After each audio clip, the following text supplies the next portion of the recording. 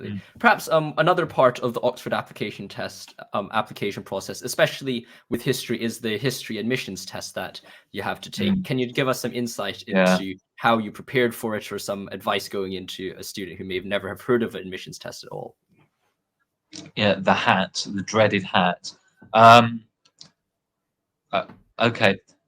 Quite a lot of the advice I got regarding things like the hat came from a program I did in the summer between year 12 and year 13, or 2 last years of school, a program called Unique.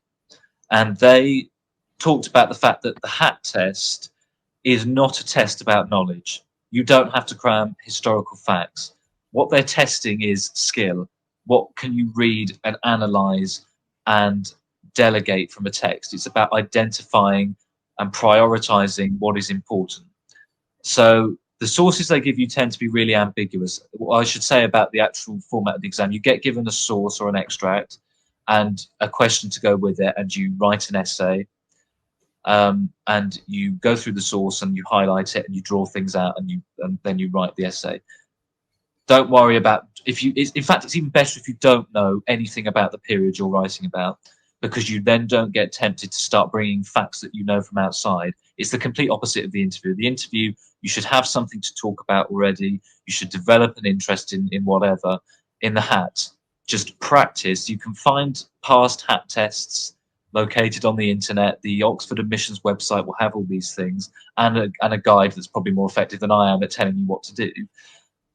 Practice going through these texts and drawing things out and writing about them, and give them to your history teacher to mark. That's what I did, and apparently I did quite well on it. So, but it's another one of those things where you really shouldn't stress too much about it, because you will know quite a lot of the analytical skills already from essay writing at an A level in the GCSE standard.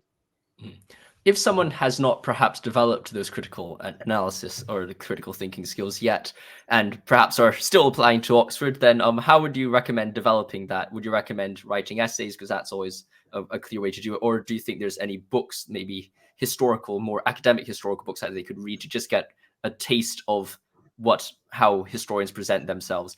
What are some of the things that people can do? If you haven't developed those skills before, don't go and read academic books, and don't go and read them if you have developed that skill, because the point of the hat is not to show off how much of an expert you are in these writings. The point of it is to identify potential. And it's the same with the interview. Tutors aren't looking for somebody who knows all the answers and knows how to do everything already, because that would just be a waste of 3 years dealing with you. They're looking for someone that they can work with, who's got potential.